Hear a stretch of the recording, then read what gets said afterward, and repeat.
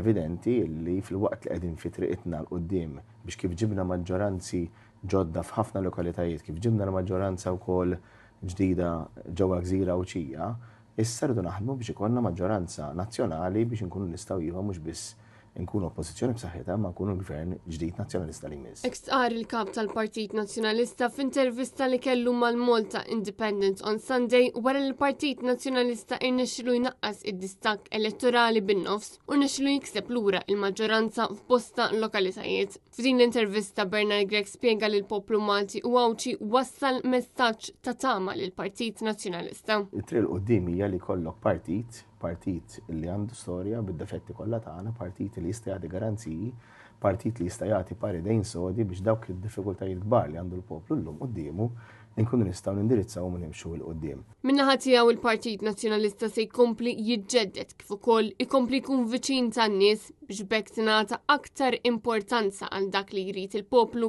waqt it-tfassil tal-politika. Irridu nibqgħu niġġeddu l-ħin kollu, żgur li nkomplu nkunu qegħdin nagħmlu politika man-nies flimkien mal-korpi kostitwiti l-imsieħba soċjali nibqgħu kuntatt kontinwu. Barra minn hekk kompla jgħid Bernard Gregg, il-Partit Nazzjonalista se jkun partit aktar inklusiv. Irridu nkunu partit aktar inklusiv, partit li nkunu aktar wiesa fl-ideoloġiji tagħna, partit li nkunu aktar attrajenti għal aktar u aktar nies, kif dejjem konna partit li nkunu b'umbrella illi permess taħta jistgħu jidħlu jħossuhom komdi nies illi għalkemm jaqblux bejniethom jifhmu li triq quddiem għal pajjiżna hija waħda fejn pajjiżna verament jerġa' jkollu r-rispett internazzjonali. Waqt l-intervista Bernard Gregg saħaq dwar l-importanza li l-ġudikatura titħalla taħdem mingħajr intħil. Saħaq ukoll li l-Avukat Ġenerali u l-Kummissarju tal-Pulizija jeħtieġ li jagħmlu dmirhom. Għandna kummissarju illi jaħseb jew jħoss illi m'għandu jagħmel xejn u dak huwa ta' periklu kbir